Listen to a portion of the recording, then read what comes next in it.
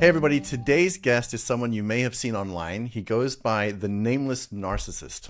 His real name is Jacob Skidmore, and he's one of the few people out there who talks openly about living with NPD. So Jacob, thanks for being here and for being willing to chat. No problem. Thank you for having me. It's flattering. For being willing to let me get into your brain as much as I possibly can. That's what I do. I will say it's my primary goal, given that, my entire purpose in doing this was, I felt misunderstood by a lot. I pathologically feel misunderstood, but representation in media and everything. It's like, come on, I'm not that bad. I'm pretty bad, but not like that. Yeah. Let's just launch straight in, because when you say like I'm pretty bad, like what do you mean by I'm pretty bad? There's two layers to that. One, there is a conscious kind of recognition of some of my behaviors, and then there's also a more pathological feeling of innate wrongness that is kind of untied to that. Because like for me, it's like I like when I was younger, especially nowadays, it's a little bit less because I've been in therapy for so long. But I would always just say, yeah, I'm a bad person, and try to create some like emotional distance between that feeling and me by kind of almost looking at it from the outside, right? Like I dissect myself. And so I'd be like, yeah, I'm a bad person, whatever, who cares? And people would be like, why do you think you're a bad person? And it's a weird thing because I can never actually tie it to any of my behaviors. A lot of my behaviors feel justified, at least in the moment, or don't feel like they're that bad or whatever, rationalizing around them. But there is this feeling I've had since I was very, very young of being innately like broken, wrong, shameful, stuff like that. On the cognitive level, yeah, I've done some bad things in my life, but I know that, I'm not defined by the worst of my actions. At least most people aren't. I hope I'm not. Now, I think I so much want to dive into what you said, but I want to make sure we get some context for the audience. So I don't know if you remember, but can you describe, like, was there a moment or a series of moments when you first realized like how you relate to people is somehow different from, the norm? Yeah. There was a few. I would say the first, because there was a couple levels to it. I would say the earliest one that I can remember that made me really think this isn't like there might be something abnormal about this is when I was really young. I couldn't have been older than 12. And that's on the older side of my estimate. I went to a funeral with my family for my aunt, and so me and my mom and my sister and my mom's new partner went.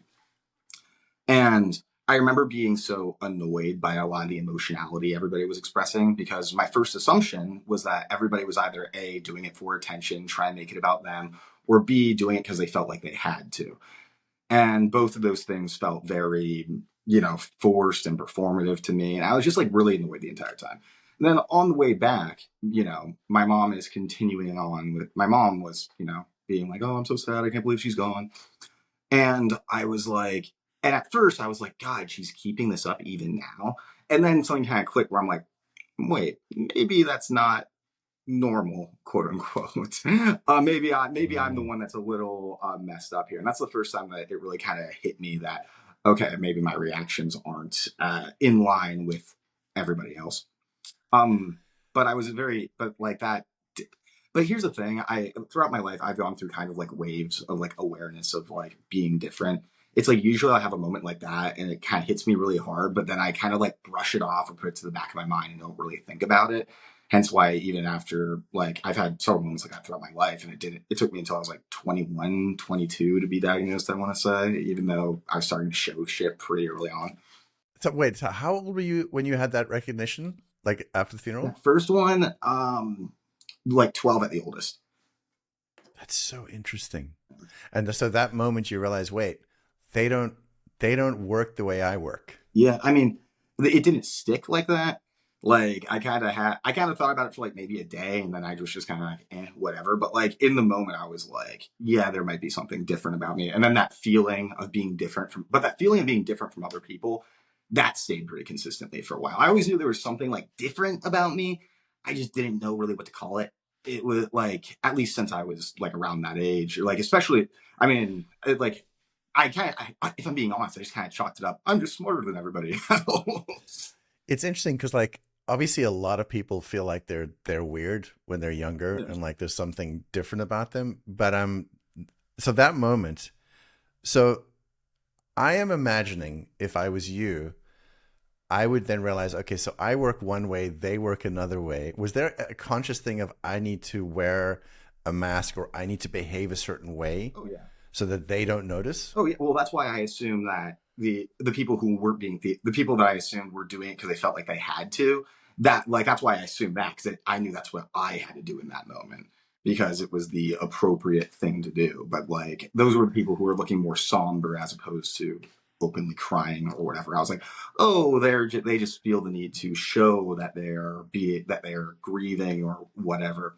I just kind of assumed they were doing what I was doing. So is it like you have to, let me see if I get this right. Is it like you had to calculate your behavior because you didn't feel the things they were feeling? Did you have to start calculating in this situation, I do that. In this situation, I do that. Is that how it is? Yes, but well, because a lot of it does come pretty naturally. Well, but then again, I was so young that maybe there was a little bit more maybe there was a little bit more of a conscious effort in the moment. But most reactions come off pretty naturally, where it's like somebody tells you your mom died, you better act sad. That's a sad thing, right? I get sometimes I will handle situations a little bit poorly because of that, though, because I like to use humor to kind of lighten hard situations. Every now and then I cross a line with a joke or something, and I'm like, oh, right, their mom died. I probably shouldn't be saying something like that. But generally speaking, it does come pretty naturally. It's sometimes just like the exact things of what to say. I'll kind of slip up because I do almost have. It's not like I'm rehearsing. It's not like a script. But it's like I generally have a pretty good idea what makes people feel better. And then if I'm not really paying attention, I'm just kind of going along with the script. I can sometimes mess up, and then that can be bad sometimes. But. Right. So it's not like I'm going to go more extreme, like when you go to the extremes of ASPD, like into psychopathy, where some of them are rehearsing in the mirror. That's not what you're talking about. It's much more fluid. It sounds like. Yeah, well, it depends. So I do a little bit of rehearsal, like um I don't act like I have a good friend who also has NPD. She's the only other person that like I talk to with it. And like me and her both talk about how we like sometimes practice facial expressions and stuff because we can have a flat effect a lot. And so we sometimes, but generally speaking in social, it is a lot more like it's not like confusing, if that makes sense. It makes like I can logically deduce what I have to do and that people will be receptive to. But I do sometimes rehearse stuff in my head, like anticipate, like for this, I was rehearsing in my head, anticipating questions, being like, how am I going to reply to come off in a certain way? Oh, if I say this, then I better basically pad it with this so that he doesn't assume this about me, et cetera, et cetera. Um, but it's like a lot of that calculation just happens in the moment. It's not really necessary usually to have a lot of rehearsal with that kind of thing. I mean, that sounds pretty normal. I mean, a lot of people are rehearsing things all the time Okay. and trying to figure out like what's the best way to. I mean, shit. I mean, I've done that a lot of my life. Oh. Um, just a quick thing. I don't know if you may not want to talk about this, but I'm just curious about your upbringing, your family situation. Like, what was that like? Are you willing to talk about any of that? Um, so I will say that. So I kind of have a weird thing about this now because at first I was kind of open about my childhood, but like for all of my parents' failings, um, they have a big part of my healing has been kind of letting go a lot of the resentment that I've had like, about them and recognizing that, recognizing generational trauma and also recognizing like, okay, I do see them trying to be better people nowadays. And so I don't like to talk about it too much, but I will say that, um, I'll basically say my sister has borderline personality disorder. I have narcissistic personality disorder.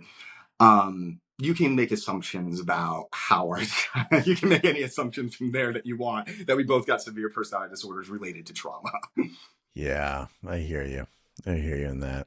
No, I was just asking because there's so much debate that people go on about, is it nature? Is it nurture? Like, I mean, generally speaking, the people that I've spoken to that have MPD, I mean, they all have, you know, rough backgrounds. Yeah. I've never I met a mean, it's narcissist without trauma, is what I'll say. Yeah. interesting. Have you It's met a lot, by the anecdotal. way, because of, have you met a lot of narcissists because of your platform? Yes, I have. I mean, I could like diagnosed ones even because I mean, I kind of have this thing where I'm like, if somebody, I'm always kind of hesitant to, if somebody self-diagnoses, I'm usually kind of like, yeah, but like you should go to a therapist, you know, and actually check, make sure it's not just your like OCD making you ruminate or whatever. But yeah, like, so I've talked to a lot of other people diagnosed and, in which has been, which honestly, I get along great with other narcissists. I love it. And it's not, and like, I mean, that was a big reason I started this anyway, to feel understood and meeting other people with my condition. Was refreshing. And but I will say the one, because people are like, the one thing it proved to me beyond all else is that like, when people are like, oh, how do you spell a narcissist or whatever? I'm like, you fucking can't. The amount of presentations that there are, like you basically, the only consistency is that the way that we function in the world is based around self-esteem regulation. What that looks like can look like any person from any area of life. Yeah, that makes perfect sense. I mean, for me, the only way I know how to spot somebody is over time and a Yeah. lot of behaviors. Mhm. I mean, I think it was Kirk Honda who said like and he's like a pretty respected therapist, is that it would take him at least 6 months to like even begin to guess what somebody's personality style, if it's pathological, where it might fall into, what spectrum it would lie on in regards to that. It's one thing that I do get kind of, I wouldn't say I get frustrated with it, but like when people ask me if I can spot a narcissist, especially since I project so much, I'll see one narcissistic trait somebody displays. I'm like, oh, maybe there. So I try not to do that, because you do have to see these patterns over such a long period of time, and then also see if it's causing dysfunction in their life and the life of the people around them. And you have to, and I would say most importantly, you have to get into the head of somebody. At least for me, I have to get into the head of somebody, of people who really don't want you in their heads. You know what I mean? yeah, yeah. So actually, just picking up on that, what led to the official, you know, your official diagnosis of MPD? Like, how did that happen? Oof. Well, so I've been in and out of mental health like institutions most of my life, due to family stuff, some but and then also, and sometimes at the behest of friends who'd be like, you know, you're self-destructing or you're doing XYZ, you should go to therapy. And to appease them, I would do it. The first time I went without anybody like basically forcing me to, is basically I had this moment where I was in a long, I wouldn't say a long-term relationship, but I was in a relationship with somebody, and for me it was a healthy relationship. It was like the first time, like as healthy as I can get, right? And that was new for me. And but during the course of this relationship, I ended up cheating on her with somebody I was like on and off with for a long time, who me and her were just horrible for each other, right? Obviously that kind of killed that relationship. And then to impress the girl that I was on and off with, I went to therapy to be like, hey, look how healthy I am. I'm one of those guys that go to therapy, whatever. But then she broke things off pretty quickly after. And I just thought to myself, like, well, I had like a pretty like healthy relationship going on. And I threw that shit away for what? And I was just like, why did I do that? That's a question I've asked myself my entire life. Like, why did I do that? And then around that time, I was also starting to look at some of my childhood stuff. And so I was like, so I decided to stay in therapy. And then it took my therapist probably 2 years to diagnose me after that, because I, at this point in my life, I kind of knew that being arrogant doesn't get the reactions that I wanted, right? Like before that I went into therapy, like there's a long time I was very arrogant and domineering. I had I had a really bad situation happen where I kind of got too big for my britches, and a bunch of people were like, "I don't want anything to do with you anymore." And so I was like, change strategy. Got to start being a Mm. nice, humble guy. And so at this point in my life, I was like very like, I knew not to say out loud that I think everybody else are fucking idiots, right? Until one day, well, like, because my therapist would have a really hard time kind of pinning down like what my crap was at all until one day I was like complaining about like a friend of mine or something. And I was basically like being like, oh, I hate when she says that she thinks that she understands me. She doesn't fucking understand me. Like, fuck, I don't know if I know anybody that does. And like, I leaned back in my chair and I just like chuckled to myself. And I said, well, can you blame them though? I mean, they're all so fucking stupid. And my therapist, knowing me as just a mild mannered guy who comes into therapy, she's like, what? And I was like, well, I mean, look at them. I mean, they all complain that I think I'm better than them, but look, I'm smarter. I'm more handsome. I'm more charming. Like, how can you blame me for recognizing an obvious truth, et cetera, et cetera? And then she was like, she was like, what'd she say? She was like, oh, and these people are your friends? And I was like, well, yeah, but doesn't mean I can't recognize that I'm better than them. And it was like right towards the end of the session. So I get up to leave. I'm like, oh, that felt good to get off my chest. And then she was like, well, I obviously can't shake it. Oh, I'm like humbled. And I was like, are you fucking mocking me? It took like a couple more, a session or two after that when I was diagnosed. It's so interesting. So it's kind. It sounds like kind of the mask. It kind of came down. The sort of the humble person you were trying to be to course correct yourself. It's almost like you got tired of it or something. Or just that moment it came out. Yeah, I mean, yeah, basically. I mean, it was like, see, I would do this thing in therapy where basically a big reason why therapy had been challenging for me for so long is that I always, I, I always kind of had this mind. I would basically lie and manipulate therapists, not because I like felt like I could get something out of them, but because I was like, if you can't see through my bullshit, then you can't treat me. You're not good enough of a therapist to treat me then, right? And maybe that was me trying to protect myself and rationalizing, right? But that was where my head was at. And it would be frustrating because I would intentionally try to lead her to certain conclusions about me, and either she would ignore them or miss them, or maybe not engage with it, or whatever, or maybe she would, but like it would make me so frustrated because I'm like I'm not being seen right now, and I need to be seen. I feel misunderstood, and I'm mad about it. And so after a long enough period in therapy, I just one day was kind of like. I'm sick of this, and I just fucking, let it all out more or less. That makes perfect sense. I've seen that with some friends. So just thinking about NPD and the 9 criteria, which I can't fucking remember for my I life. barely can. But you can. Let me try. Let me try. Okay. Grandiose sense of self-importance, chronic envy or believing envies others envy you. Fun fact about that one: when I was being diagnosed, that I fought back on that one a little bit because I was like, I don't envy people, and she's like, you think everyone envies you though? And I was like, oh yeah, good point. But Mm. then entitlement, that's why the one I have a hard time saying actually. What is it? Need for admiration, interpersonal exploitation, feeling of being special and that you can only be understood by other special people, arrogant and haughty behavior. There's 2 more, and it's going to bug the fuck out of me. You're gonna remember when we're done. You're gonna be like, it Yeah, was yeah. those As two. soon as like I'm going to end the box. I'm like, oh, that's what. Or What? during the course of this, and we'll remember the last 2. Yeah. But What's the one criteria that's like the strongest for you that you've battled the most with? Do you think? like criteria or something that I would actually attribute to the disorder itself. Yeah, attribute. I think. Yeah. Because I will say, like, when it comes to the diagnostic criteria, it's so focused on external behaviors. It's like, I mean, Yes. it's like I exhibit all those traits, but it's like, how many of those actually, like, I don't know. If you read off those traits and then don't add on the other parts of pathological narcissism, you're kind of like, oh, that's just kind of an arrogant dick, but he's not really suffering at all. Like, I don't have a problem with most of that. So I guess the envy a little bit, but I would say I would say the thing that drove, I mean, obviously, like self-esteem regulation, like relying on external sources just to not hate myself for 2 seconds, and then that almost being like a drug sometimes. It's the most obvious one, but that's also the one that's so kind of core to my psyche that it's like, where do you even start in like kind of dismantling that? You know what I mean?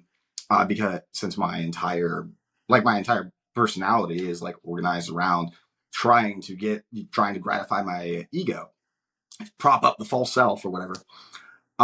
It's like what do you like? It's one that seems so just unreachable, and so like instead I try to just manage it in healthier ways as opposed to being domineering or exploiting people to that ends.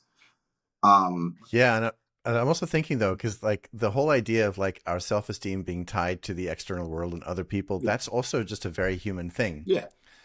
So for you, it must be somehow it's what is it more dialed up than just It, the regular person? it's the pervasiveness and the means that I will go to those ends and the emotional dysregulation that occurs when those needs aren't being met. Like, let me put it this way. I literally can't think in the, and this might, I don't know if this is just a me thing or whatever, but I cannot think in the first person. Like every thought that I have is like, like even if I'm learning something that genuinely does interest me, I'm only thinking of how I'm going to tell it to other people to make them more impressed with me. If I'm doing something, like everything is a reflection to some degree of how, of like this, of trying to gain self-esteem from other sources. And but I would say that it's something that but like some people will tell me, and this is something I never understood, that some people get self esteem from like love. Um, and it's like that feels dumb. Okay, I know it's not dumb, but like that's where my brain immediately goes. I'm like, what do you mean? They love you because you're you? Like that doesn't mean anything about who you are. Like unconditional love is like either a form like how do I put this? Unconditional love to me just comes off as a form of ultimate submission to somebody that you're willing to let them walk all over you because you love them or whatever. I know those are pathological thoughts, but I hope you follow my train of thought. But Yeah. like, so I need very specific thing. Like I need people to think that I'm smart. I need people to think that I'm smart. I need people to think I'm charming, important, what have you. I need very specific. People need to have very specific ideas of me, and I need to offer them evidence of this so that they can give that back to me more or less. So you said something that really struck me that I don't think I've heard before. You said, I don't think in the first person. I'm like, Yes. that's so interesting. Yep. So you don't have, but do you have a concept of I? You have Yeah. that. I mean, because Yeah. I mean, if we look at like psychodynamic theories and shit, maybe I don't. But like consciously, obviously, you have to recognize that, yeah, there is a me. I mean, I don't feel like a real person a lot of the times, but like I know that there is a me. And like how do I put it? It's like I'm just always thinking in the second person of how I would like I feel like I'm like Schrodinger's Jacob. I only exist if something is, interacting with me or seeing me. And so when I'm alone, I'm thinking of basically how to like my brain can only kind of focus in that way. So I don't even really haven't like I don't like have even real this is something that like honestly was pretty hard for me to kind of admit to myself, but it's something my friends recognized a long time ago, and I was like, crap. But like, let's take movies for instance. Don't have genuine opinions on like basically any movie because as soon as the movie's over, all I'm doing like or during the course of the movie, I'm just trying to analyze it from any standpoint I can to come up with an opinion that makes me sound smart and like well educated or sophisticated, stuff like that. Or when it comes to, I guess I kind of enjoy music, so maybe that's an exception of the rule. Or like things I choose for Mm. hobbies. It's like, oh, it's only about will this hobby make me seem more impressive to other people, especially since I taught it to myself. Um, like, or what else? I don't know, like just anything that you can really think of. And like interpersonal relationships to a degree as well. That's one I have gotten a lot better at because there was a point in my life where it was always just people are my company is a means to self-esteem regulation. If this person is lesser and pathetic, I don't want to be around them because then what does that say about my own worth? That's a thing that I actually disagree with a lot of people about online because maybe it's true for some people, but like when they're like, oh, narcissists want people they can control. I'm like, no, if I can control my partner, that means I'm with somebody who's pathetic. Like I want an equal in my relationship, so I don't want to feel threatened by them, but two, so that people don't look at the relationship and think, oh, look how like he's dating down. I wouldn't want people to think that.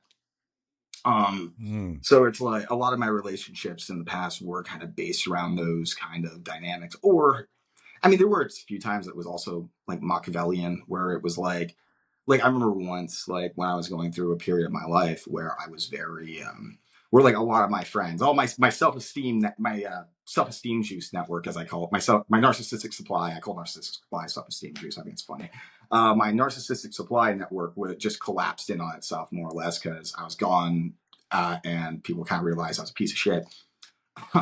But in order to kind of like But because like there were some people that I felt like were making distance from me, like some of my last bastions of people to admire me, I intentionally dated one of the people in their group, purely so I would have more direct access to that group in general to kind of be able to more directly do my image management bullshit. Hey, quick interlude. If you're liking these conversations and want to help me keep expressing what is on my mind, hit that like button, subscribe to the channel, and maybe even follow the podcast wherever you listen. And if you want to go a step further in supporting the show and getting access to some behind-the-scenes rants, you can join me over on Patreon. That's patreon.com/Mark Vicente. It really does make a difference. All right, back to the episode. Okay, I have so many questions. By the way, sorry, I know I ramble. No. This is cool. The fact that I find this fascinating, that's not offensive to you, is it? I'm just really fascinated. I love it. Okay. Because I assume this is kind of like fuel in some way. To a degree, I guess. yeah. It used to be a lot more. Nowadays, less so. But like, to a degree, if people find genuine fascination with it, I get a little bit of self-esteem juice from that. Got it. So the first thing is like this sense that I've understood intellectually, but the way you just said it, like it's almost like you're nobody unless you're getting some reflection from the external world. If you're not getting that, then like there's nobody. Tess actually put my other friend with NPD. She put this in a really good way once, where she asked me. She was like, "Do you ever like struggle to understand it?" Like, she was like, "How do people even know who they are if they're not telling you?" And I was like, "Oh my God, finally somebody gets it." Which was like, that was probably the best way I've ever heard it said. Another, like, I know, and it's one of those things that I feel like there is going to be a disconnect between how well I can describe it and then the real experience, just because it probably is really foreign for a lot of people. But it's just like, there's just like this sense of me of like, I need objective proof that of what I am, of who I am, that I am better from people, like consistently, so I can be like sure of it. And it's almost like other people's opinions feel a lot more real than anything I could possibly tell myself, if that makes sense. Yeah.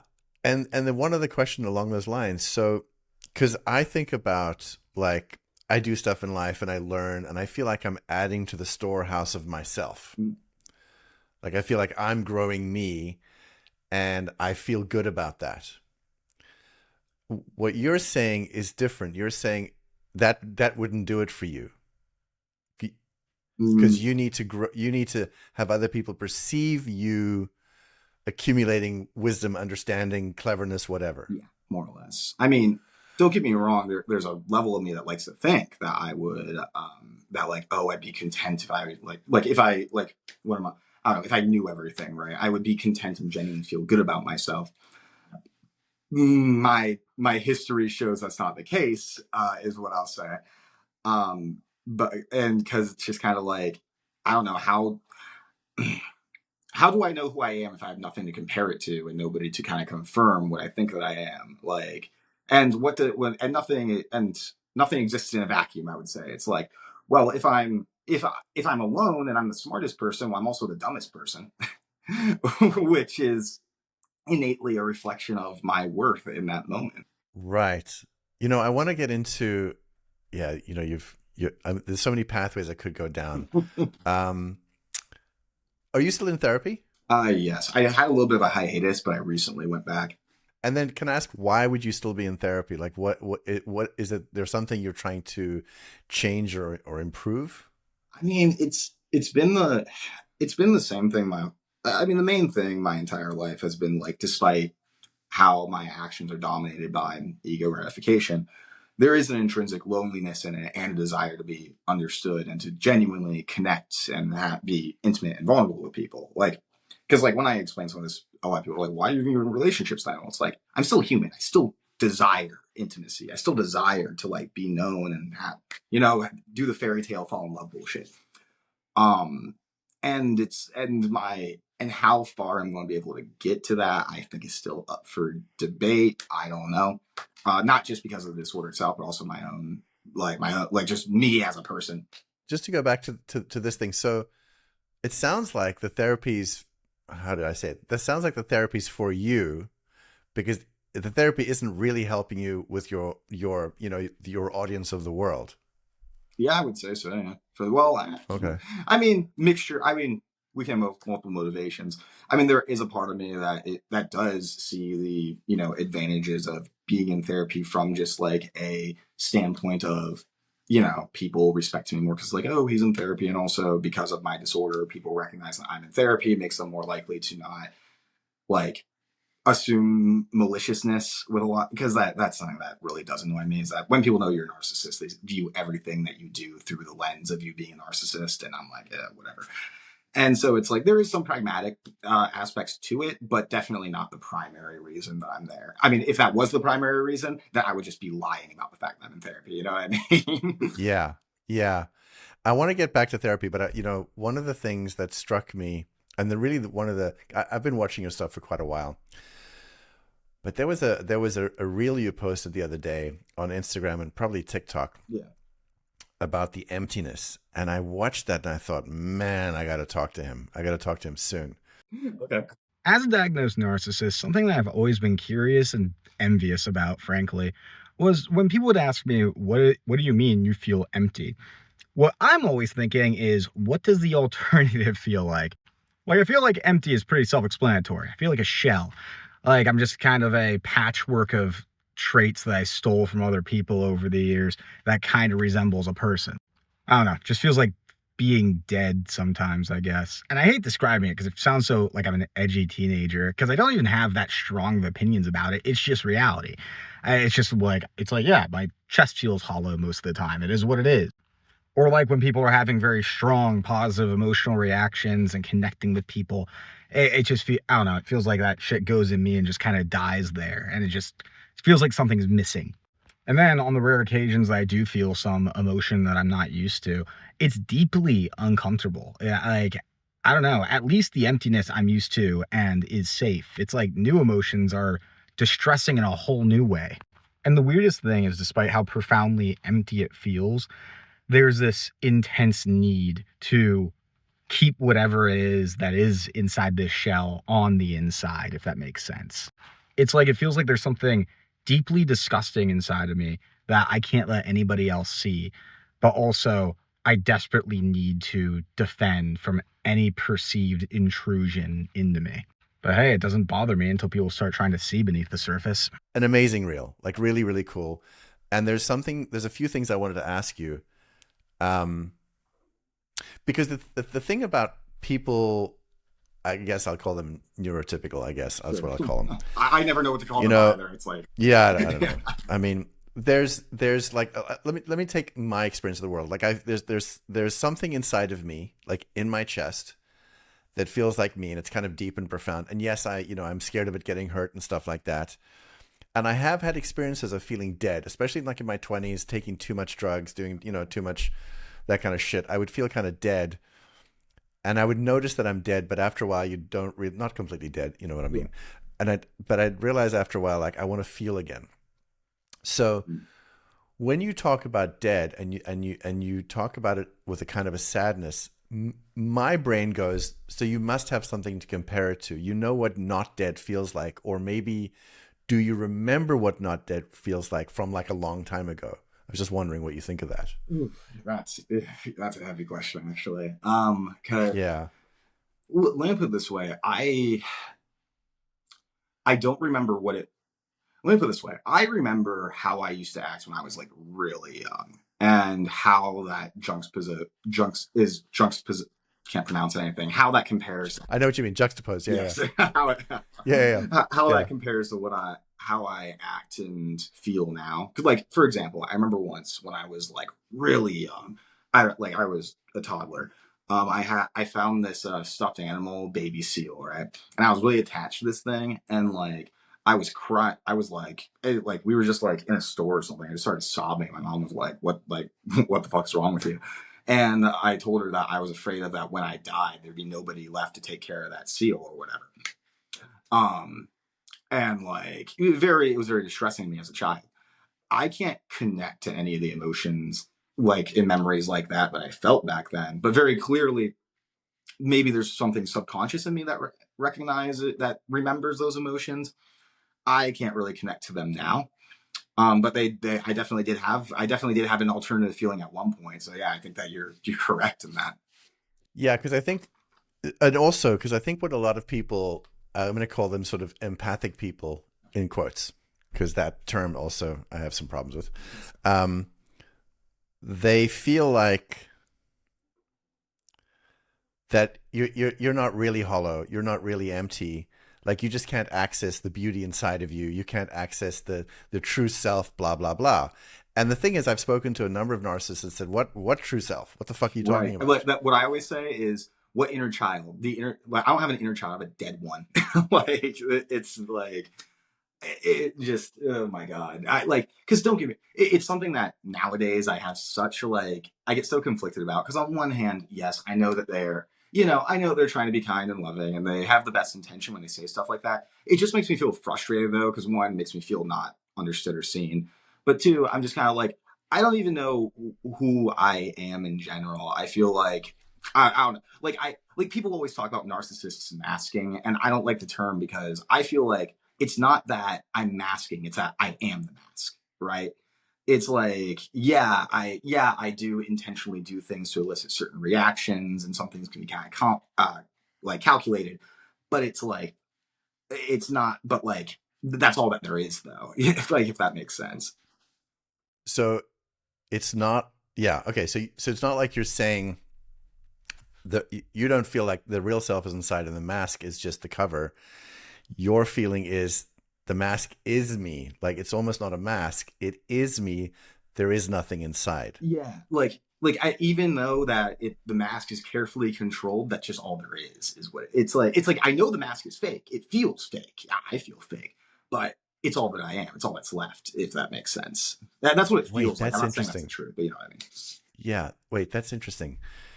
And again, I'm trying it with a different brain than yours. So Yeah, like, I'm trying to, you said, I know it feels fake. And I'm thinking to myself, that's interesting. Like, how do you know it? How do you know it's fake? everything feels fake, dude. Like it's and Everything. it gets really hard too, because of like, when like in so like I mean, I've been sober for a lot. I recently got sober for, because I have an unhealthy relationship with alcohol. It needed to happen at some point, right? But a big reason I would drink so much, especially like when I first started like trying to like be better, is that like it was the only, like, when I try to be vulnerable with somebody, it's like the words get caught in my throat, right? Or I do it like how I do with my videos, where I try to separate myself from it and kind of treat myself like I'm an interesting research subject, right? Talk about very detachedly. And so drinking was one of the only ways that I could like bring myself to even remotely get to that point that I could try to be vulnerable. But then as soon as that happens, like even when I do try to be vulnerable, there's something about it that it doesn't feel, it feels like I'm being performative. It feels like I'm being dramatic. It feels like, oh, what if, am I trying to manipulate them right now? Even when I'm trying, and like, I don't even get that because like I can be manipulative as hell, right? And I just won't care. But when it's like me trying to be vulnerable, it's generally distressing, because I'm like, what if I'm just being manipulative right now? What if this is fake too? What if there's just another deception, an endless series of deceptions? Which makes me think that maybe that's indications that that might actually be real. But it's just like everything, because everything is so, there's so much social maneuvering and calculations that go on all the fucking time. Even when I'm trying to be genuine, it's like my brain can't even process that it's acting outside of the context of trying to, get my self-esteem needs met, or trying to meet my goal. Right. Did you say that it feels distressing when you feel like you're just being very performative? Is that what you said? Only when I'm trying. Well, only when I'm trying to be like genuine and like vulnerable with somebody, and then I get that kind of like imposter syndrome. So that's the only time that being manipulative is really distressing at all. Because, and I probably am not being manipulative, but because it feels like I am, that's the only time that it is distressing. Okay.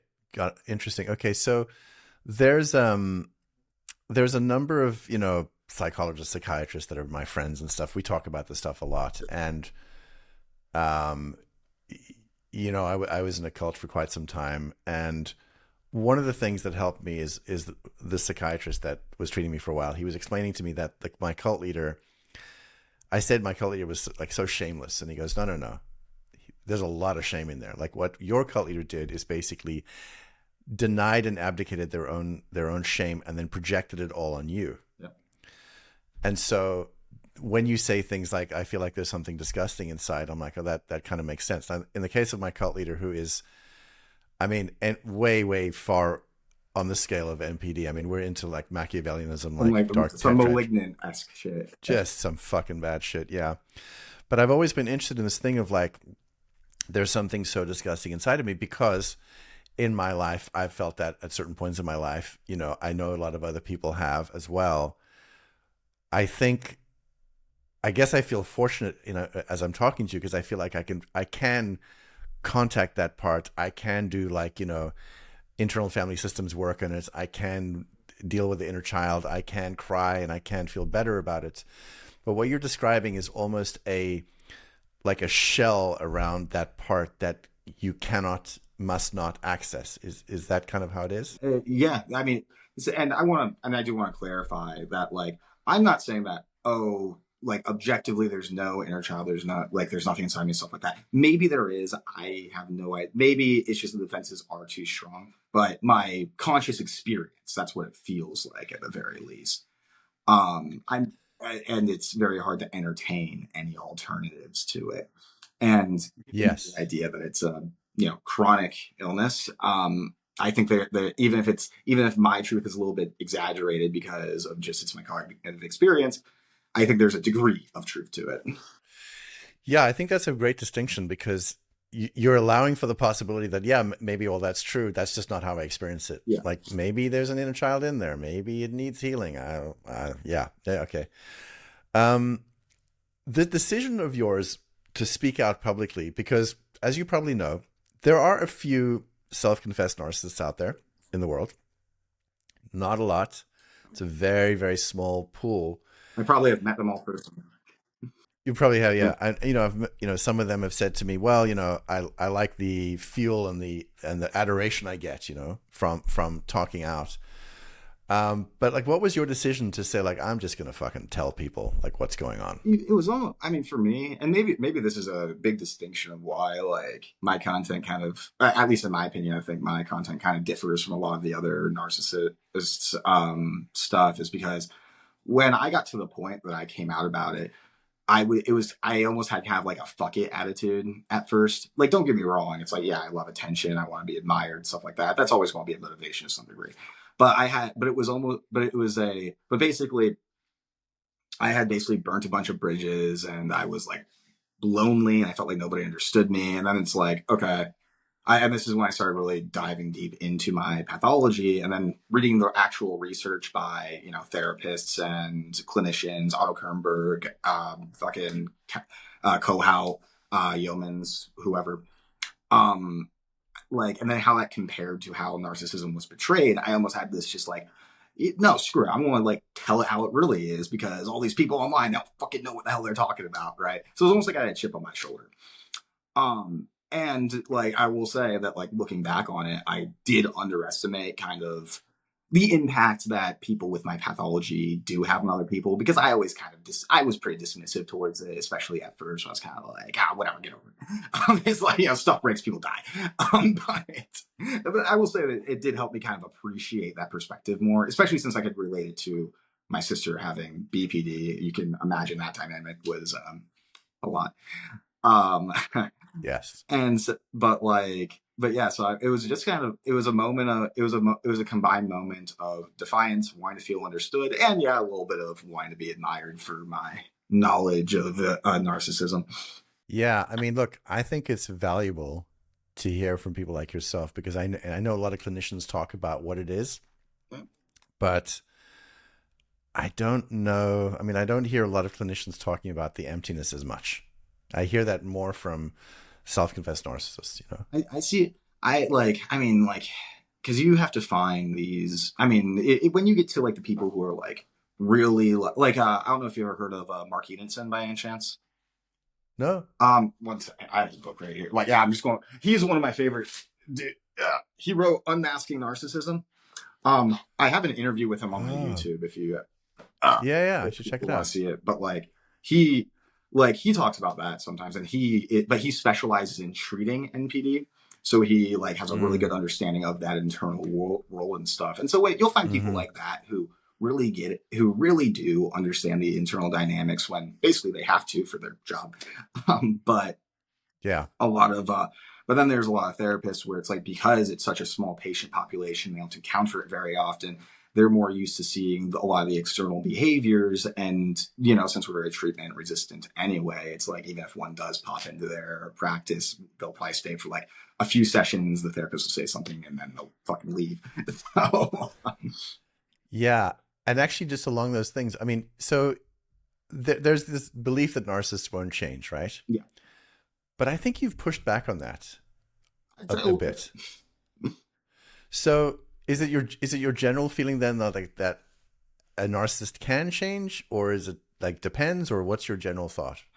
I don't like there's so I don't like really I don't like it, because what I always get hung up on is like, okay, what do you mean by change? Because it's like, at the end of the day, it is a chronic condition. And that sucks, but it is what it is. But that being said, I don't think that there's a single mental illness in the world that if somebody is like has the desire to change and is actively working towards it, that they can't. I don't think there's a disorder in the world that's that strong, right?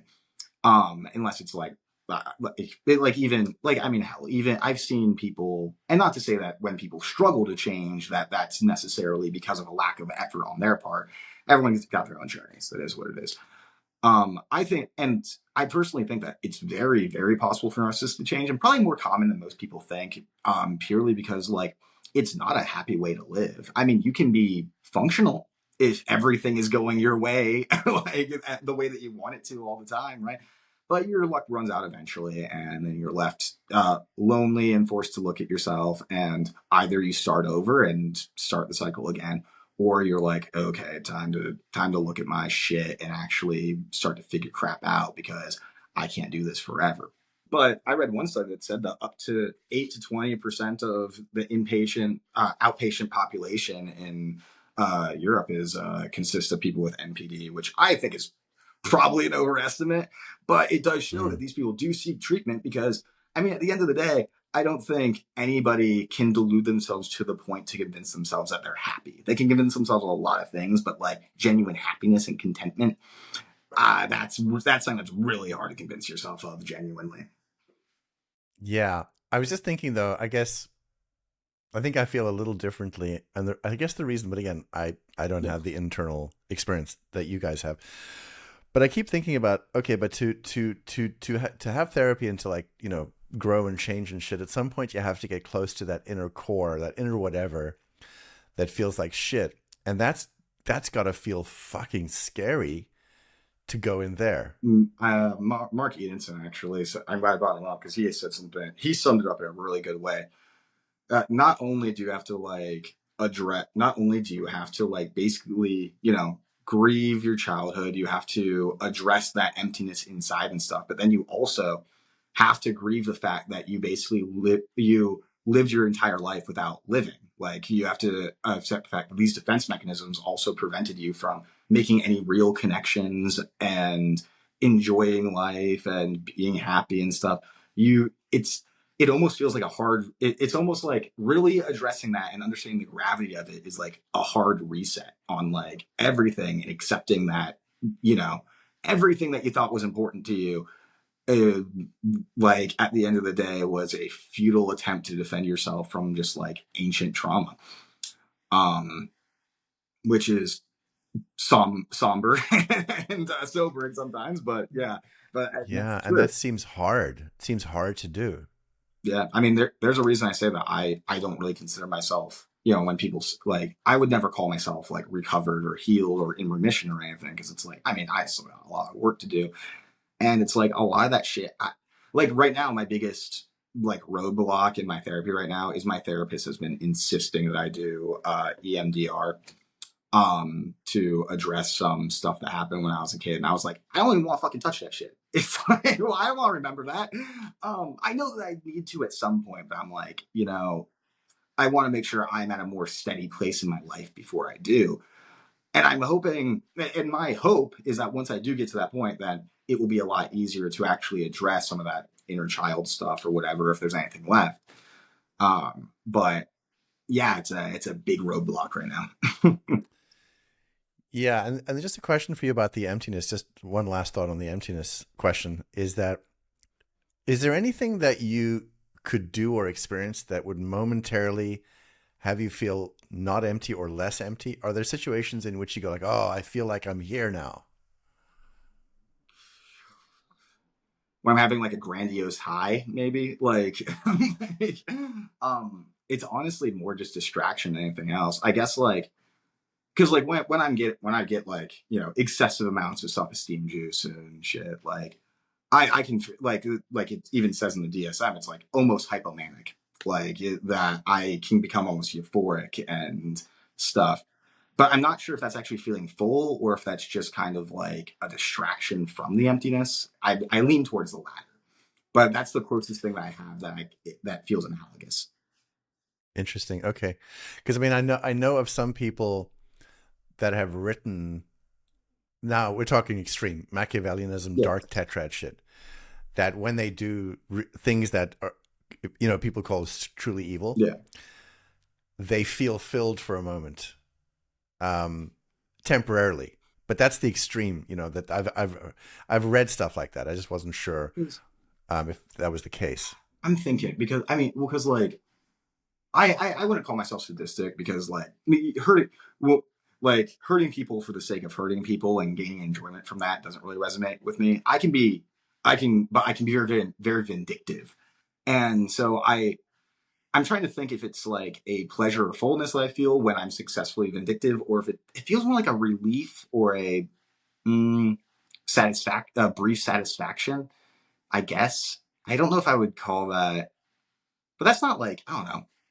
I guess I wouldn't really call that a fullness though, even in Okay. those moments. And when you say relief, is that a relief from pain?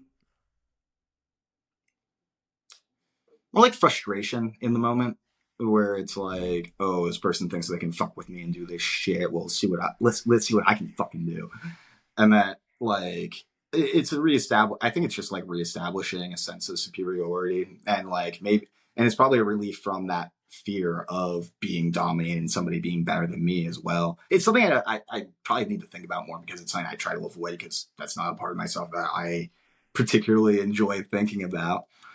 Um, but it's like I'm trying to think. Like it's just yeah, it's like yeah, it's just like a relief from like I guess at some level a relief from the fear that I am inferior and subject to this person's whims. But consciously though, it's more of just like fucking I showed this motherfucker. Like it is weird, and I want to make a distinction too because it's like this is something that was really hard for me to understand. It probably does come off more. It might be more common sense to you or most people, but um, I could not distinguish between a sense of justice and a sense of vindictiveness or revenge or desire for revenge. I didn't. I still don't really know the difference if I'm being honest. I mean, I know Mm. logically, but emotionally, I mean, like, it's they seem to like to me like, and maybe it's just a limitation of the language that is used for things like this, but it's like it feels like the only sense of justice is to hit back so hard that they know they can never fuck with me again, if that makes sense. Mm. It does. I'm just thinking, like, as you're saying it, like, do I know the difference? Yeah. Um, I think one thing I feel, so I think with vindictiveness, I feel anger and rage, and with justice, I don't That's feel anger and rage. yeah, because that's it. Because I've never that actually okay. That's actually that fits a little bit into context because I am thinking because like let's say that you see somebody on the news do something heinous, right? And then they get arrested and they're like sent to jail and stuff like that. Um, the only times that like I do get any satisfaction from seeing stuff like that is if it was so heinous that it did elicit some kind of anger from me, that it was like a crime against like a child or something like that, especially. But like then again, but then it's like then them being brought to justice doesn't really bring that feeling of satisfaction or anything. Mm. I don't know how that. I don't know if that's like. Yeah, I don't know. I'm messing around in territory I don't understand fully. Yeah, yeah. No, I mean, listen, it's honest just to say, like, you're not sure. I think that's good. Um, just a quick question, about love. So, do you think that you've ever loved somebody? I have been asking myself the same question for so Oh, fucking long, if I'm being honest. I can say confidently that I feel like I've loved people. Like in the moment I felt like I have loved people. I feel like my actions tell a different story. And I also have no way of really comparing my experience of love to other people's. Um, but other than because like when we talk about it like emotionally, but I do know that there's a lot of people in my life that I have valued, and then a lot of time because like when people talk about narcissists coming back and stuff, there's a lot of times in my life where it's like, oh, I'm in a relationship and I feel like relationships can almost feel invasive sometimes because of the innate amount of vulnerability that they require. And then basically, but in the moment, I don't really recognize this. And so it just turns into everything that they do fucking annoys me. And so we end up like breaking up. And then afterwards, like it'll be like a month later and I'll be like drinking and being like, damn, that was a good person. I fucking hurt them. That sucked. Like, I don't like that at all. And that goes away pretty quickly.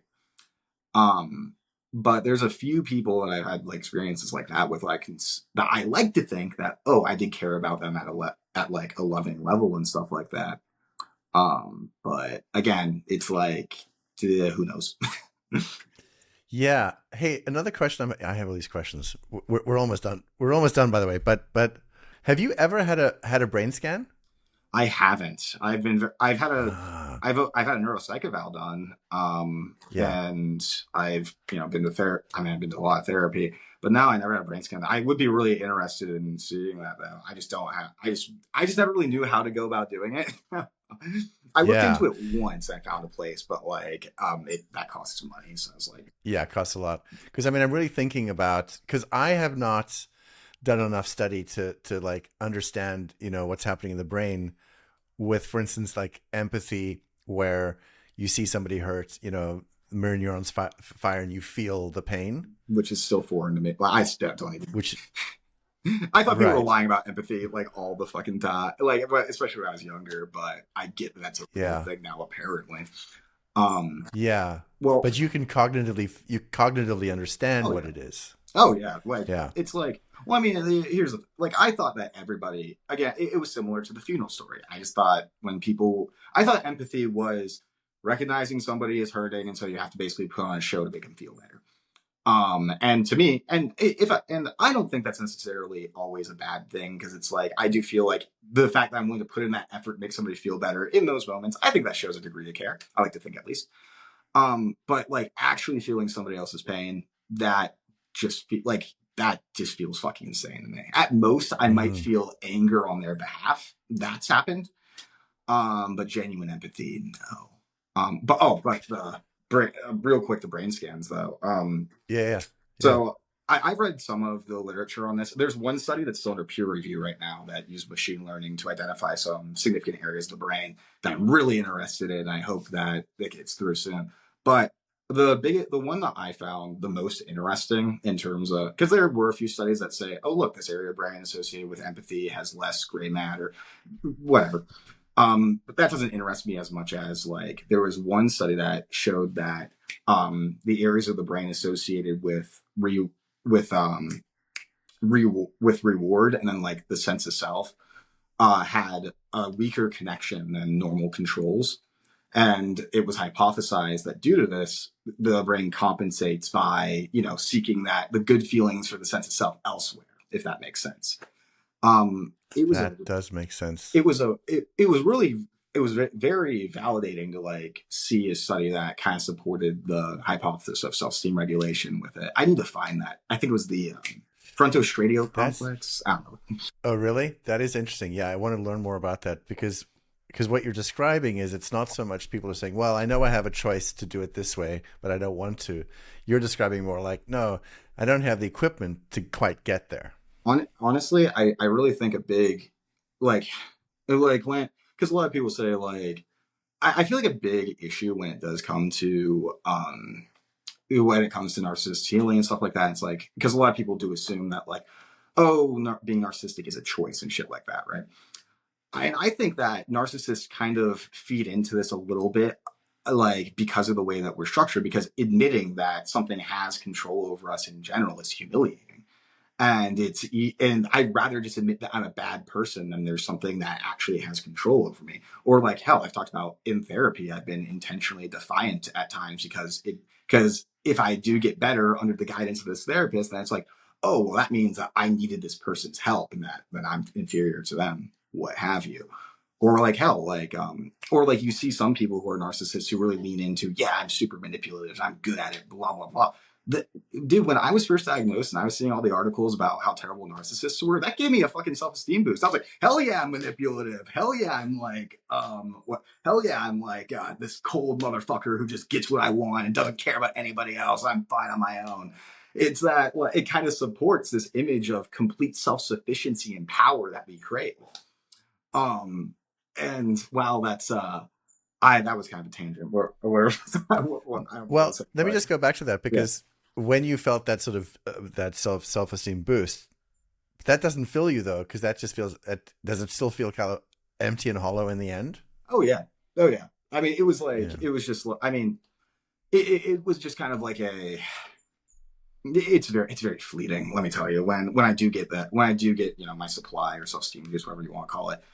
It's just like momentary euphoria and pride and stuff that quickly goes away. But in fairness, I think all narcissists to some degree are pretty damn good at distracting themselves from that emptiness at the end of the day. Right. So I'm just trying to imagine like what it feels like. Tell me if I'm close. Yeah.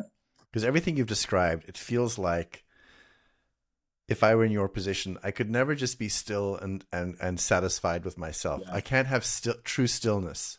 Dude, yes.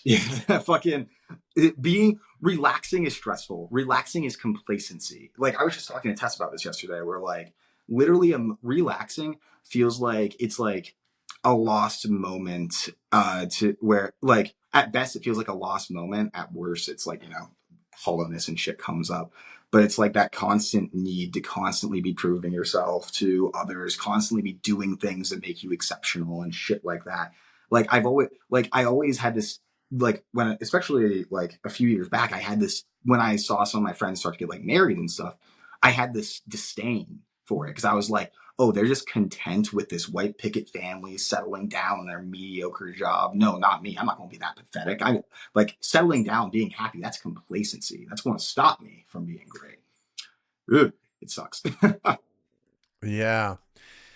That would be, I would find that very hard because I would be constantly scrambling for shit outside and I would never feel at peace. Like my nervous system would never be relaxed if I was doing that. Yeah. That's another thing that brain scans actually showed is that apparently narcissists, the areas of the brain associated with like alarm and shit in social context are like disproportionately activated like all the fucking time in social like we basically get into fight or flight even though we don't really, because what I found interesting is they measured both the external like signs of stress, like the obvious ones and self-reported ones, and then they actually read like the areas of the brain and like skin participation, stuff like that, to measure the like the hidden like stress and stuff in case of bad self-reporting or whatever, or not even being conscious of it. And they found that like basically narcissists are constantly, especially in social situations where their worth can be appraised, in constant fight or flight, more or less. That makes sense. I'd never seen it that way before. Just in this conversation, I was trying to imagine. I was thinking, geez, I'd be fucking like freaked out and like searching all the time. Mm-hmm. Like a fucking wild dog. like a shark, like constantly moving, like a. Just so on this thought, then, do you think that people because people have been hurt, right? Mm. People have been hurt by people that have MPD. Generally speaking, one person with MPD affects a lot of people. Yeah. Do you think that people should feel sorry for people with MPD? What are your thoughts on that? Well, I want any pity, no, but it's complicated, and honestly, well, here's the thing: is that because like I've debated in this in my head so many fucking times because it's complicated. One, it's, I have to deal with the fact that, I'm a deeply miserable fucking person. And then also recognize that a lot of people have been impacted by me and those feelings are valid. And then, where does the blame, and a lot of the blame and responsibility does lie on me, but then it's also like, okay, but I also have this condition. I also had a fucked up childhood and all these other things. And I guess and kind of like the conclusion that I generally have came to is that nobody, nobody owes nobody owes anybody anything at the end of the day, other than like decent respect, and I feel like for any person who's been infected by somebody like me, it's a very personal kind of for me, for instance, earlier I said that letting go of that resentment towards my parents was like a big thing for me to feel like a lot more at ease. For some people, maybe they need to cling on to that. Maybe they need that resentment, or maybe it's a big step for them to be able to let go of it. Maybe having compassion from a distance is what they need. Maybe having indifference towards them, maybe having hate towards them. I think that we need to recognize that these are mentally ill people that do deserve treatment, but that the individuals that they hurt, like at the end of the day, that's their own journey of what they should or shouldn't feel about the person that hurt them. That was a little convoluted. Yeah. I hope I explained. No. I understand what you're saying. Why are you self-aware in the way you are when so many others aren't? And by that I mean, like, I've met a lot of narcissists. Listen, I spent a lot of time in Hollywood. It's fucking filled with them. And there's a lot of people, full-blown NPD, that are clueless. They are clueless about their condition when, some of me and my friends look and go like, they have no idea. They have no idea. So how do you know? And how do you, other than, yes, your shrink told you, yeah, and why your absolute fascination with it when other people just are like clueless? Oh, in a lot of ways, luck of the draw. But I think one of the biggest ones was I think the biggest factor that really panned into it is, one, my self-absorption really manifest in trying to understand why I was different from other people. Because initially, that difference was a form of, self-esteem regulation. And I wanted to basically, taxonomize it, understand exactly how I'm different from others, why I actually am special, right? Which then led to me kind of when I didn't shrink away from the diagnosis at first, because I was like, oh, so I am different, so I am special, so I am better. I think that was a big factor in it too. And I think importantly, I think the most important thing is I landed at is because of just my own idiosyncrasy, whatever. I know the word you mean. I can't say it myself. My own personal shit is that the way that because okay, let's take, for instance, you mentioned narcissists in Hollywood. Well, in that situation where they are basically probably getting constant self-esteem regulation, it's very easy to manage. They can basically do no wrong in a lot of instances, and nothing they do can really fuck up their life. They don't really have the incentive to change. It's working for them. It's like, why, if you can keep running, why wouldn't you? It's like, for me, it's just, I've had certain events in my life that happened that made me trip over myself so goddamn hard that I had no choice but to be like, I gotta do something. And I feel like because I've always been fascinated with my own differences, that those combined basically led to where I am now. But I mean, hell, I would even say this. Think about how many people in your day-to-day life that are just kind of not pathological, but shitty people, and they just don't change. Well, their life isn't bad enough for them to change. It hasn't messed up their life enough to force them into a position where they had to. I think this applies to a lot of mental illnesses as well, is where it gets to a point where it's like, if it is severe enough that it's messing up your life, you have to, or you're going to end up in jail or dead.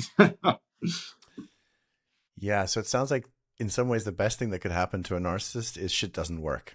Yeah. It's the best thing. I would say not just because of like how they impact others, but just for themselves in general. Because it's not like, let me put it this way: when my self-esteem was the most just like reinforced and shit, and I was decently grandiose all the time. I still wasn't happy. I was like let me put it this way: I went 3 years where there wasn't a single day that I did not have some person to hang out with to basically worship me, right? Like 3 years of literally not having a moment alone. At the time it was normal, so it didn't really bother me. But like I still wasn't happy. I would still have these neurotic breakdowns, like, but they were a lot less common. But every now and then, these neurotic breakdowns of like, oh my god, I'm the worst person ever. Everyone hates me. Blah blah. Self-esteem fluctuations suck. But it's still it's not a fun way to live. And but if you can convince yourself that it's working enough, you can. That's probably the worst part about the disorder, is that if certain things line up, it can work well enough that you can be functional. Right. Just my last question. What's the one thing or the most important thing you think about NPD that people don't understand or they misunderstand? Is there anything specific that people really don't get? I mean, there's a lot. I mean, like, just because it's such a complex topic that there's a lot of misunderstanding around it. Obviously, we kind of talked about, the fact that it's not necessarily a choice and it's not a fun thing to live with, I think is like the things I usually try to remind people of. But also, I guess also just kind of like the like I'm trying to like make it a little bit more personal in me right now. It's like, what do I wish people really understood about me? And it's just like, I guess with me, it's a little bit different than narcissism in general. But yeah, I guess it's just, I guess the most important thing for people to remember, to one, have a healthy view and accurate view of it, is just, at the end of the day, it is a mental illness. That doesn't invalidate any pain that you experience, but it's not that these are, evil people that were sent to just ruin your life. It's that, and I think this might be the hardest thing for a lot of people to hear about this kind of pain that they experience, but it really wasn't personal to them purely. And when I say that, I mean, it's just kind of like you almost weren't even a factor, if that makes sense. It's just kind of like you were like, like, I know, at least for me, that kind of suck to hear, but you were just there while I was being me. And yeah, that sucks, but it is what it is. Jacob, fantastic conversation. Thank you for your time, man. I really appreciate it. Thanks for having me. This is the first podcast I had that I've been on for a while, that I was like, oh, these are good questions. I like these. I have to think about these later. Yeah, no, and we should definitely do a follow-up. But again, thank you for your time and sharing yourself. I really do appreciate it. Hey, no problem. Thank you again. And to my audience, as always, stay curious.